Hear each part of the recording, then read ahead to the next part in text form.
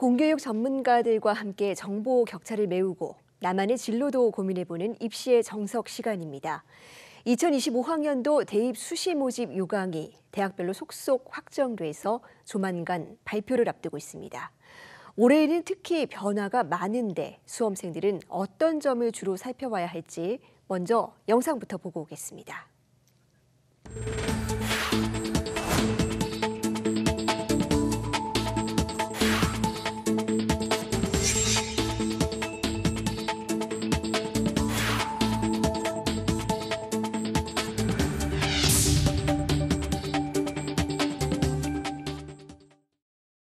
네, 이달 말 확정되는 수시 모집 요강을 어떻게 활용하면 좋을지 서울 경신고등학교 김창목 선생님과 자세히 짚어보겠습니다. 선생님 어서 오세요. 안녕하십니까. 네, 아무래도 이 고3 수험생들에게는 이 수시 모집의 중요성이 클 텐데요. 이 조만간 이 대학들이 확정된 수시 모집 요강을 공개하게 됩니다. 가장 주목해서 봐야 될 부분은 뭐라고 보십니까? 예, 대입 전형은 일단은 고등학교 수험생들이 2학년 4월 말에 발표되는 시행 계획을 바탕으로 전형이 실시됩니다. 그런데 대학 내의 어떤 구조조정 작업 등 구조조정 등의 이유로 수시 요강 발표 전에 모집 인원 등 일부 전형이 변경되는 사례가 있는데요. 올해는 특히 모집 인원 변화와 그리고 의대 정원의 선발 방법에 변화가 있는 점에 특별히 주목을 해야 됩니다. 올해 모집 단위 변화에서는 첫 번째는 의대와 간호학과의 정원 확대, 그리고 전공 자율 선택제의 규모 확대, 첨단학과 신설 내지는 확대 등으로 대부분의 대학에서 이런 인원 변수는 나타나게 되는데요. 전형 방법의 변화는 일부 의대 정원 확대로 인해서 바로 의대 정원 선발 방법에 나타나게 됩니다. 확인된 자료들을 살펴보면요, 원광대는 의대 지역인재 전형으로 학생부 교과 전형을 신설했고요. 부산대는 수시에서 의대 일반 전형에 학생부 교과 전형을 신설했습니다. 또 가천대는 의대 정원 중 40명을 신설하는 논술 전형으로 선발하는데요. 올해 특별히 교과형 논술 문제로 출제할 계획이라고 해서 우리 수험생들의 관심을 많이 끌 것 같습니다. 또 동국대 와이즈 캠퍼스와 동아대는 의예과 모집 단위에 수능 최저 기준을 다소 완화를 했고요. 그리고 성균관대와 동아대는 1단계 선발 인원 배수를 변경했습니다. 그래서 이처럼 2025 대학별 수시 요강에는 지난해 시행계획에 발표됐던 시행계획에서의 내용과 다소 달라진 내용들이 상당히 포함되어 있기 때문에 관심 있는 대학의 자료를 꼼꼼히 살펴볼 필요가 있습니다. 네, 이런 변화 하나하나가 수험생들에게 미치는 영향 상당할 텐데요. 특히 최근에 가장 큰 화두는 의과대학에서 지역 인재 전형 모집 인원이 굉장히 많이 늘어났다는 겁니다. 예. 어떤 영향을 미칠까요? 예, 지역 인재 전형은 일단 해당 지역에서 고등학교 3년을 다닌 학생만 지원할 수 있는 전형으로 지역 인재를 통해서 그 지역 인재를 육성하기 위해서 마련된 전형입니다. 기존에는 의대, 약대, 간호학과는 정원의 40%를 지역 인재로 선발했으나 올해는 정부의 권고로 60% 이상을 선발하게 됩니다. 의대 정원 확대와 함께 지역 인재 전형 비율 증가가 입시 전체에 큰 영향을 미칠 걸로 보입니다. 올해 비수도권 의대에서는 총 3,191명을 선발하는데요.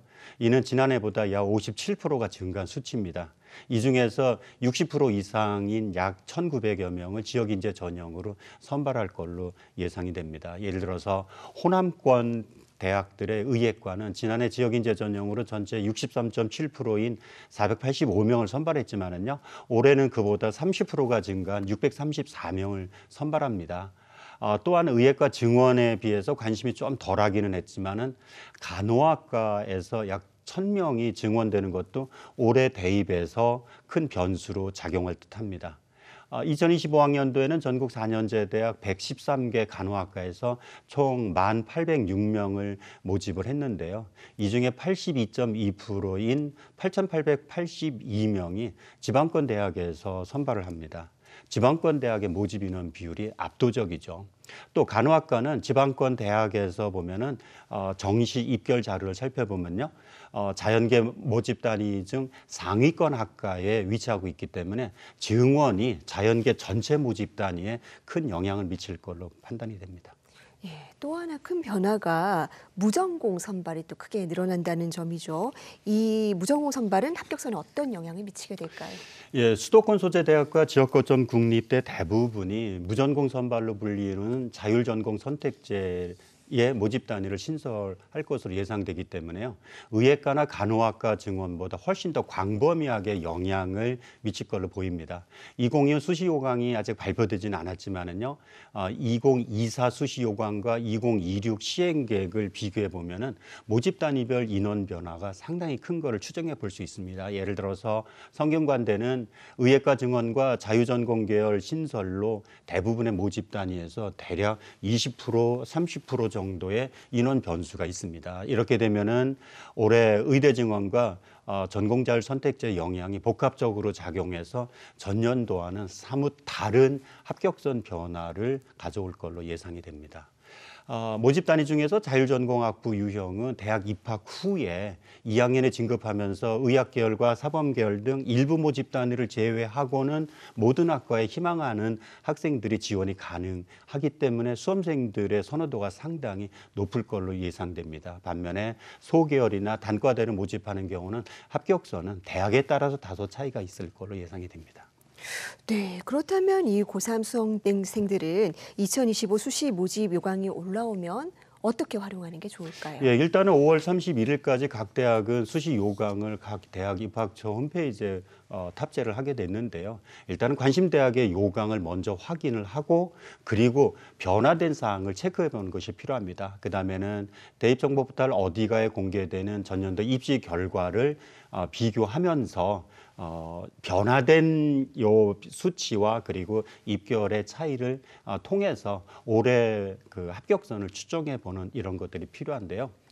또한 각 시도교육청과 대기업이 제작해서 발표할 걸로 예상하는 그런 분석 자료집도 참고하는 것이 좋을 듯합니다. 올해 서울시 교육청에서는 2025 수시 분석과 자료집을 7월 13일에 설명회를 통해서 설명회를 가질 예정으로 있습니다. 예, 또 하나 이 수험생들에게 중요한 이 평가원 주간 6월 모의평가가 이제 일주일 정도 남았습니다. 올해는 졸업생 접수자가 굉장히 많다고 하는데 실제 수능으로도 이어질까요? 예, 한국교육과정이 평가한 그 자료를 보면은요, 6월 모의평가 접수자 현황에서 재학생이 지난해에 비해서 약 60명 정도가 늘어났습니다. 그런데 이 증가분은 학령인구 증가에 따른 자연스러운 현상으로 보이고요.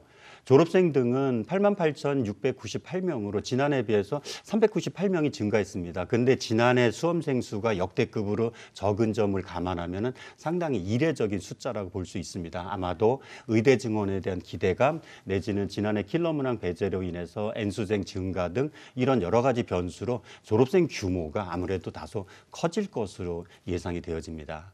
6월 모의평가 접수하는 졸업생 숫자와 그리고 그 전년도 수능 응시인원을 비교해서 올해 수능에서 졸업생들의 증가 추세를 추정해 보면은요, 6월 모평에 지원한 졸업생은 88,300명이었는데 이는 2023학년도 수능에 응시한 재학생의 약 28.6%였습니다. 올해 6평에 지원한 수험생이 88,698명으로 지난해 재학생의 약 30.9%인데요. 물론 졸업생이 이 졸업생이 재수생만은 아니기 때문에 통계에 다소 오류는 있을 수 있습니다만은 대략적으로 추정해 볼 때 아무래도 N수생이 다소 늘어난 것을 볼 수 있을 것 같습니다. 네, 탐구 선택 과목에선 이 과탐을 선택하는 학생이 줄었는데 올해 이례적으로요. 이건 어떻게 해석해야 될까요? 네, 그 2025학년도 대입에서 탐구 지정 과목 폐지 대학이 늘어나면서 나타난 현상이지 않을까 싶습니다. 올해 6월 모의평가에 지원한 수험생 중 과학탐구 지원자가 줄고 사회탐구 지원자가 늘어난 것은 다소 특이한 현상입니다. 지난 4년간은 사회탐구 지원자가 줄고 오히려 과학탐구 지원자가 꾸준히 늘었거든요. 그리고 실제 수능에서도 이런 현상이 나타났습니다. 아마도 취업이나 여러 가지 이유로 자연계 선호 현상이 반영된 결과로 해석되는데요. 그런데 6월 모의평가에서는 지원자들의 탐구 선택 과목 비율을 보면은 그게 역전된 이런 현상을 볼 수 있습니다. 사회탐구와 과학탐구 지원자 두 탐구 영역의 비율을 보면은 사회탐구가 51.9% 그리고 과학탐구가 48.1%였습니다. 이런 현상 등은 재학생과 졸업생 등에 따라서 각기 다른 특징을 보이고도 있는데요. 재학생은 지원자 전체의 특징처럼 사회탐구 비율이 좀 높고요. 또 이런 추세도 증가하는 모습을 보입니다만은 졸업생은 조금 다른 것 같아요. 졸업생은 지난해 62.6% 대 37.4%로 과탐 선택 비율은 높았는데 올해도 다소 차이가 있긴 합니다만은 58.4% 대 41.2%로 역시 과탐 선택자 비율이 높습니다. 지난해에 비해서 졸업생들의 과탐 비율은 62.6%에서 58.4%로 다소 줄긴 했습니다만은 이 역시 각 대학의 탐구 지정 페이지의 확대로 나타난 영향이 있지 않을까 싶습니다. 네, 수험생들 말씀해 주신 부분 잘 반영해서 나에게 맞는 전형 잘 고르게 되기를 바라겠습니다. 선생님 오늘 말씀 고맙습니다.